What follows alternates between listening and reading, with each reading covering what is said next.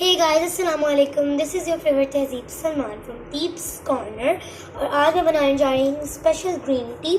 मैं आपको बताती हूँ मुझे क्या क्या इंग्रेडिएंट्स चाहिए. दालचीनी, China grass, tea bag, green tea, any green tea, इलायची. टू लॉन्ग वे मैं इलायची. सॉरी मैं पंजाब से, इस वजह से मुझसे कंट्रोल नहीं हुआ.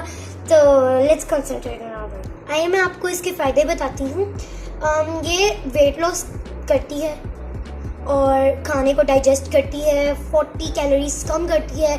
जैसा कि मैंने आपको अपने बार्ले वाटर की वीडियो में बताया कि हमने बार्ले वाटर को 30 मिनट्स बिफोर अपने मील से लेना है, लेकिन हमने ग्रीन टी को अपने मील के बाद लेना है. इससे आपका डाइजेस्टिव सिस्टम भी कम होगा. सबसे पहले हमने डालनी है इसमें इलायची अपनी, फिर हमने डालनी है दालचीनी और चाइना ग्रास.